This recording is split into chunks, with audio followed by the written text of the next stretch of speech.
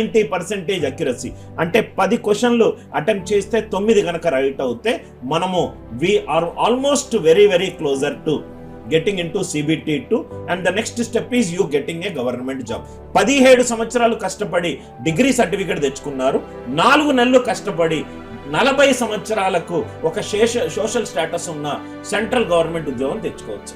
Okay, alright sir. Exam pattern గురించి మాట్లాడితే మీరు ఒకసారి చెప్పారు మ్యాథ్స్ 30 మార్క్స్ ఉంటుంది, రీజనింగ్ 30 మార్క్స్ ఉంటుంది, జీకే అండ్ జిఎస్ అనేది 40 మార్క్స్. సో ఈ మ్యాథ్స్ గురించి చూస్తే దీంట్లో ఎలాంటి టాపిక్స్ కవర్ అవుతాయి? బేసిక్ గా ఉంటుందా, లేకపోతే చాలా మంది యూజువల్ గా ఇలాంటి ఎగ్జామ్స్ సెంట్రల్ గవర్నమెంట్ ఎగ్జామినేషన్ అనగానే అమ్మో చాలా టఫ్ అయిన క్వశ్చన్స్ ఇచ్చేస్తారు అని అనుకుంటారు. బట్ నేనేమనుకుంటున్నానంటే ఈజీ క్వశ్చన్స్ ఉంటాయి, కాకపోతే it is all about what is time management అనేది. సో ఏ టాపిక్స్ కవర్ అవుతాయి సార్? జనరల్ గా మీరు చూస్తే కనుక చాలా మంది ఆర్ఆర్బి ఎన్టీపీసీకి ప్రిపేర్ అవుతున్న చాలా మంది స్టూడెంట్స్ నా లైన్ కి కోరిలేట్ అవుతారు. CBT1 లో క్వశ్చన్లు ఈజీ టు మోడరేట్ లెవెల్లో ఉంటాయి, CBT2 లో క్వశ్చన్లు మోడరేట్ టు డిఫికల్ట్ లెవెల్లో ఉంటాయి. CBT1 లో వచ్చే మ్యాథ్స్ క్వశ్చన్లు మనము 3 సెక్షన్స్ మనం డీటెయిల్ గా డిస్కస్ చేద్దాం.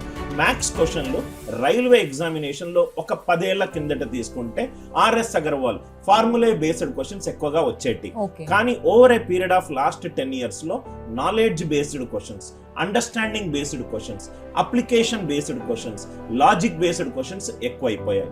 ఈ మ్యాథ్స్ లో 30 క్వశ్చన్లలో మీరు చూస్తే గనక మ్యాథ్స్ అనేది మెయిన్ డొమైన్ పెట్టుకోండి. ఈ మ్యాథ్స్ లో మనకు 2 టాపిక్ల కలయిక, ఒకటి అరిథమెటిక్, ఇంకోటి ప్యూర్ మ్యాథమెటిక్స్. జనరల్ గా నంబర్ సిస్టమ్, సంఖ్యా వ్యవస్థ అనే టాపిక్ నుంచి మనకు 5 నుంచి 6 క్వశ్చన్లు వస్తాయి. ఏ స్టూడెంట్ అయినా, సెంట్రల్ గవర్నమెంట్ ఎగ్జామ్స్ రాస్తున్న ఏ స్టూడెంట్ అయినా ఏ పేపర్ చూసినా కానీ మీకు సింప్లిఫికేషన్